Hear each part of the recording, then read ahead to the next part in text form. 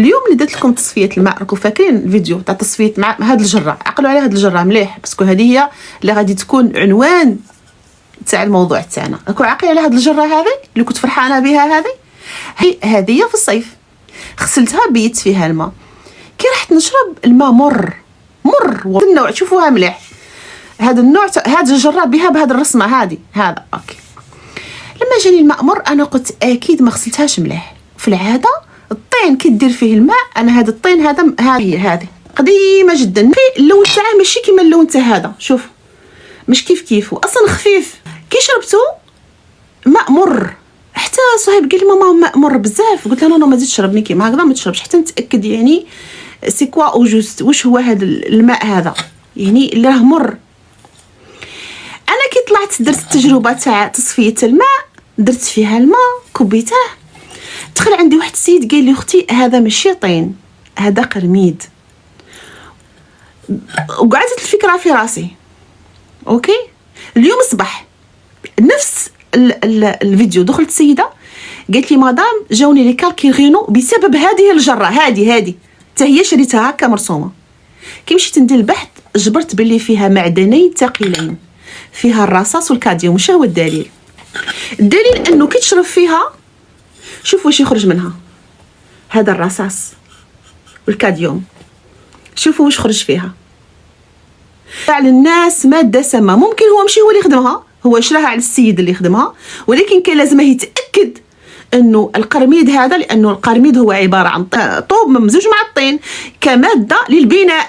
لذلك البنت هذيك قالت لي في التعليق، قالت لي اختي عندي نفس الجره دارت لي دي كالكول غينو، يعني هذه الجره هذه اللي شراتها هي ثاني.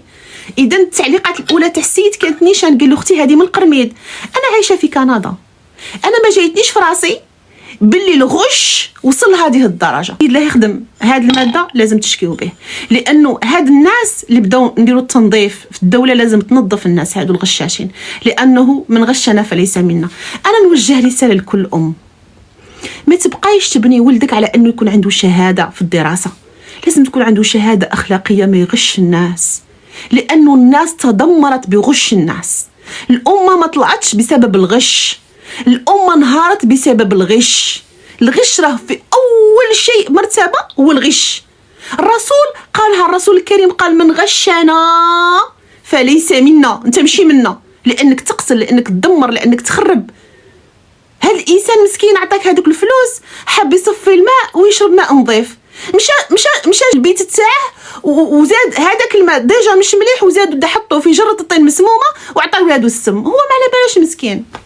لانه القرميد لما ما يكونش معالج يبنيو به، ولكن لما يكون معالج ما يكونش خطير، لانه عباره عن طوب من الارض ممزوج بالطين، ماشي طين حقيقي يعني يصنعوا به يعني الاواني. شوفوا ما تربيوش ولاد فقط باش يجيبوا شهادات، ربي ولاد باش يجيبوا شهادات اخلاقيه. واش من الفائده لما يكون طبيب يتاجر باعضاء الانسان؟ واش من الفائده لما يكون هذا الانسان اللي يبيع جرار الطين يصنعها من القرميد اللي فيه الرصاص والكاديوم؟ واش من فايده لما يكون هذا المهندس يبني عمارات يعني ماتريال او باليات يعني رخيصه وتسقط العماره؟ او انه الانسان كيمشي يسكنها تبقى تطيح الجدران ويطيحوا الاشياء والسيراميك، كله غش. واش من فائده انك تجيب جيل غشاش؟ الرسول عليه الصلاه والسلام قال من غشنا فليس منا، والله لستم منا، لستم منا، لستم منا.